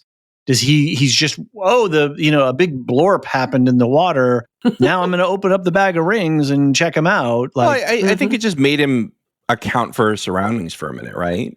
just made him sort of look around and be like, huh, maybe I should examine these rings before I destroy them. Fair enough, but then he's got to be a kind of guy to like, does that happen? How often does it happen? Is it like, I get you. There's no sea creature. Did a sea creature swish its tail just at that moment, right? So he's got to, but yet if these rings are coming from, Sauron and his evil hands, but they have to use them. So this is the whole like, but you switch the cup with me, knowing that I would switch the cup back with you, kind of thing, right? With Eru all the while, just sort of chuckling down at everybody. Never challenge us Teleri to a battle of wits when death is on the line. Death is on the line. The thing about contemplatives is they listen. Mm-hmm. They know how to listen, and they have the expectation that there will be messages. Mm-hmm. Okay. And therefore, when something unexpected and unaccountable occurs, like the ocean, like going a burping of the ocean, a contemplative will pay attention. You listen to the. You listen. You rethink. Mm-hmm. You say, "Okay, wait a minute. What am I doing here? Let's get some more information. Let's gather some data." Right. I think when Kiernan read the Vashta-Narada, that really changed his outlook on. All right, I'm done now. I'm done with my foundation references. And which text did he read from? All right, so Halbrand is freed is the next section here. Adar tells Sauron he was one of 13 chosen to be the first orcs. He says then he saw Sauron's beautiful face during his transformative torture. Adar has freed the Southlander slaves and demands information on Sauron. Sauron, as Halbrand, tells Adar he will use the elves' trust to draw Sauron out and allow Adar to destroy the Dark Lord. Sauron swears allegiance to Adar and is freed. Waldreg tries to take Halbrand's scraps and is killed by the warg. Sauron laughs. So on his ride out. 13 chosen. I thought that was interesting. And Morgoth gets another name drop. So lots of little. Going back to the question of rights and the Amazon and the showrunners, it was like, oh, well, they have the rights to this limited stuff, the appendices or whatever. Are they pulling beyond just the appendices here? What they're able to use, has that scope changed? I'm pretty sure Morgoth is name dropped in. So a lot of the stories are lightly name dropped or lightly referenced in songs and tellings around the fire and things like that in the Lord of the Rings book. Okay. They may not have been in the movie, but they are largely. Sure, yeah. There's a lot of songs in the book. Right. For example, I know everybody freaking skips them, even though you shouldn't. Yeah, you shouldn't. And that's a lesson learned. Read that poetry. but my point is, you even have Bilbo. He tells the whole story of Eärendil the Mariner in his song in Rivendell, right? So you have a lot of these in there. I'm pretty sure we could find one instance of Morgoth in the Lord of the Rings. I'll have to double check that though. And I'm not just thinking Morgoth, but I'm just thinking again, all of these little gems and nuggets that keep getting sort of tossed out. Well, don't forget he has all these appendices of family trees and names and things like that within his whole appendices. Right. And I think there's more than people realize in the appendices. Well, yeah, clearly. Yeah.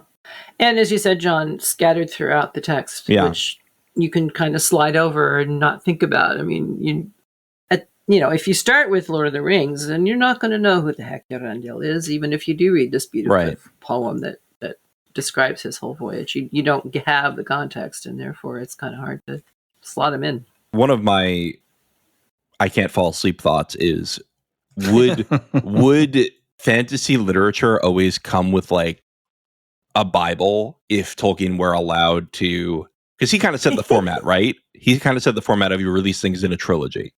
And if Tolkien were allowed to release the Silmarillion alongside the Lord of the Rings, I think that might be like a common thing that people do now, is create this like Bible with their fantasy work.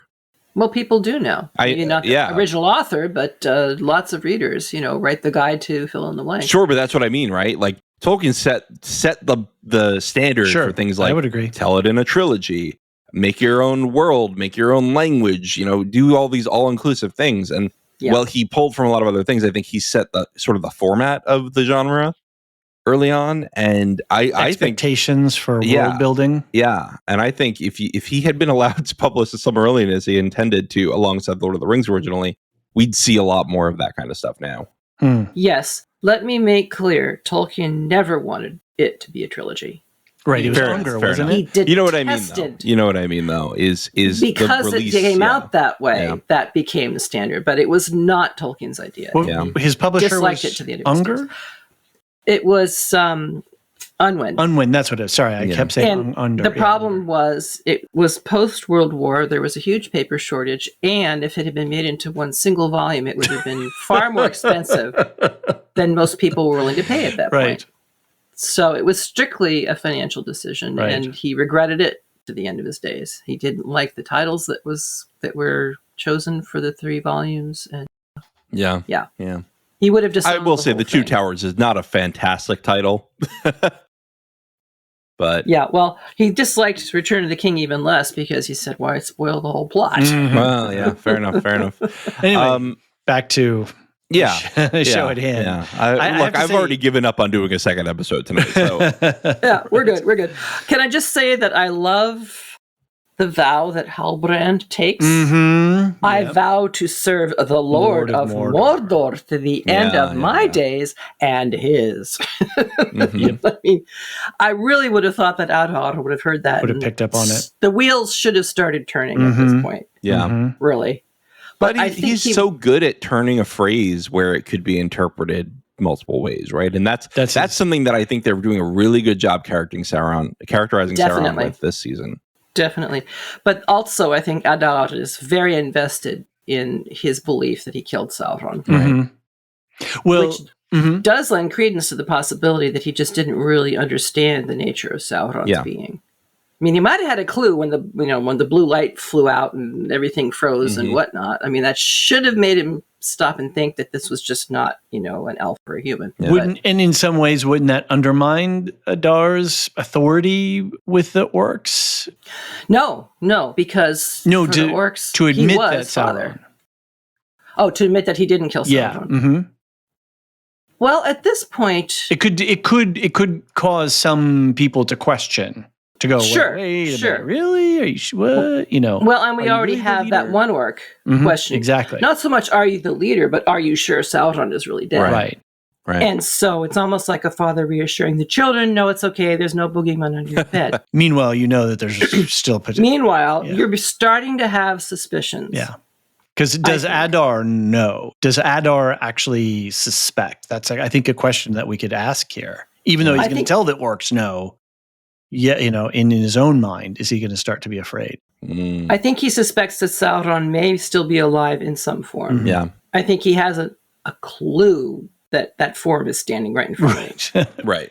Or has his head down, in front of the seat. Which is such a perfect Sauron thing to do. Right. Oh, yeah. Trixie Sauron. So Gil-galad sings. Oh, I just want to say just really quick. When we talked a little bit about this, but I just want to add an extra note. This scene really sold me on Sam Hazeldine. I'm going to pronounce it. I really like his portrayal of Adar. It's smooth. It's calm. Yeah. He has this fatherly command figure. He's not one of these wild mustachio twirling, cackling. I'm so evil. He has a lot of. There's a sensitivity to him. There's a kind of, even though they're brutal and inhumane, there's also weirdly a kind of humanity to him. Yeah. At least in the portrayal. And I really appreciate not having over the top bad guys. I really hate when movies and shows go to the, I'm evil and overplaying it. And this is, it's just really nice. And I think they picked a good replacement actor. Well, and there's a sense in which if your name is father, yes, there can be really horrible, brutal, abusive fathers in the world, alas. But for the most part, what we've seen is a portrayal of a caring father. Yeah. And a response to Adar as a caring father on the part of the orcs. So yes, this is a villain unlike any other, and I have always liked the way that the showrunners have chosen to complexify, if I can invent a word, Complicate. this whole question. Complicate is a much better word. Yes, thank you, John. This whole question of morality and how do people develop under desperate situations, Mm-hmm. and what choices do they make? Mm-hmm. And Adar is an honest villain, right? He's always very straightforward in his motives. Mhm. He's always very straightforward with everyone around him. He's like, I want to create a home for the orcs. That is here. That's what we're doing. Yep. Sauron, on the Yep. other hand, is the dishonest villain, right? He lies, he deceives, etc. And they both are not cartoonish, but they both approach their villainy in different ways. And I think that's the sign of really good writing here. Mm-hmm. Yeah. And you could see Adar just saying, sure, here we are. We've got our land now. Let's just focus on protecting it and not worry about the rest of the world. But because of his past experience with Sauron, Mm-hmm. even the hint of the suggestion of the possibility that he might still be around is enough to get him to risk everything. Mm-hmm. To say, okay, let's take the troops up. Let's get rid of this enemy once and for all. I don't know how he feels particularly about the elves, one way or the other, because if he's going to attack a Region, he's going to attack elves, and Right. what does that say? But Well, that's an interesting question based on what we saw in the trailer. Mhm. How does he end up? Yeah, how does that all come about? Let's I have not some do ideas. super Hmm? I trailer have some- spoilers because I just don't want to. I Sure, don't want to sure. I have ruin some people if ideas. they've avoided our trailer speculation. Exactly. Okay. Exactly. But yeah, I agree with you. I think we have some interesting stuff coming up with that. Yeah. We do. We absolutely do. Let's maybe you want to wrap it up, John? Yeah, The let's last couple do of scenes? let's do the musical episode first. Gil-galad sings a requiem for the trees of Linden and the time of elves in Middle Earth as the leaves of the trees fall. He announces to the attendees that they must return to Ammon. Círdan arrives wearing Narya. Yeah, Marilyn, I had to go through like 3 drafts of who had which ring, so if I get this wrong, please correct me. Círdan arrives wearing Narya. Gil-galad drops the other 2 rings accidentally, leaving Galadriel to claim Nenya and Gil-galad to claim Vilya. When the 3 rings are worn, the trees of Linden bloom again, illuminating the light of the Eldar. Elrond stares judgmentally at Galadriel, and the 3 ring bearers put their hands together. Can I just say, hilarious moment when everyone's all happy and the trees have illuminated, and Elrond just shows up to just stare angrily at Galadriel and just walk away. Like, what? Yeah. What's your problem? Well, he's still, he's Right. in that purity of I am right and you're wrong. Right. And I'm big, you're I'll small. I'm smart, you're dumb, and there's nothing you can do about it. Right. And I'll be interested to see what sort of story they give us about how that develops over time. I'll freely admit I cried in this scene when the tree was healed. Wow. And I loved the song because it sounded to me that one day, a couple thousand years from then, Galadriel was going to remember this song because he uses some of the same phrases that she uses in one of the songs that she sings. Oh, that's nice. Yeah. About Lorien and Lorien facing the end of its days. Yeah. Yeah. John, So did you like Benjamin Walker singing? Was that actually him? Do we That's know? the actor. Yes. Yeah, was. I'm pretty sure All it right. was. I'm pretty sure. All right. And I thought he did a great job. Yeah, I thought he did a fine job. It's always a risk, I think, to put in a song because people have thoughts about musical episodes, as I joked about. I think overall it worked. It did get stuck in my head, like the El Dalier gets stuck in my head all day after I watched it, and but it was good. I think overall it's what they would do, right? It's what the elves would do if their tree was dying. It is a ritual of farewell. Yes. Can we talk about the three rings just really quickly? Like just a quick synopsis of the effects that the rings have. Sure. John, I know that we've got a section in the show guide for artifacts, but the descriptions didn't have the entries didn't have descriptions for what the ring's powers do. Right, because we haven't seen it in the show yet, so I was not very good. I didn't want to spoil that. They may not use them in that fashion. That's true. That's a very good point. I think let's leave it a mystery. Them. Yeah, let's leave it. Let's actually not answer my question about what the rings do. Okay, let's leave it. Although what they have given us is, or am I thinking of the following? I don't. Yeah, the next episode. No, they haven't given us anything enough in this episode. Yeah, no. Yeah, in this epised. Just that there's three of them, and they ring when they make, but they make nice ringy bouncy sounds when they fall. well, let's talk about the future of rings here, because Celebrimbor, he's got some new gear, and you have a sound clip for me, David. Yeah. Well, this is in your eyes, the light, the heat. I am complete. What am I listening to? This is John Cusack standing outside his wannabe girlfriend's yard and Say Anything, holding a boombox, playing. So this is Halbrand standing outside. Oh my God! Let me in. That's funny. So Celebrimbor lights his new forge as an elf tells him a messenger has arrived from Linden. The messenger turns out to be Sauron, and Celebrimbor does not answer whether he may enter. So, John, I think when the next 11Zs, when my turn for 11Zs, our monthly subscriber movie comes around, I'm going to do a John Cusack Film Festival. Oh my God! Yeah, is that a thing? Is he? He's got 90. He's got. I just looked him up on 90? IMDb. He's got like over 90 film credits as an actor. My guy is busy. It's crazy. So, but there's some classics in there. So, Say Anything is that one where it's a classic Gen X movie about a young man trying to make his way in the world, and the famous scene of him holding a boombox over his head. I loved it, and thank you for that. It's getting late, folks. I just gave everybody an earworm for the next. There you go. Next day. Well, I don't think there's much to say about the scene anyway. He's got his new workshop. Marilyn. I've got something. Okay. First of all, who in the world stores an anvil in the ceiling? That's a really good point, actually. Yeah. I didn't think that. Let's lower this anvil down from the ceiling. Were they thinking? They're setting up like a Tom and Jerry situation here. That's right. Very. Or Roadrunner. Yeah. I like it. Crikey Moses. It also, I mean, I know they did try to give us a reason for this, but I have a hard time accepting that they have not communicated directly to Celebrimbor.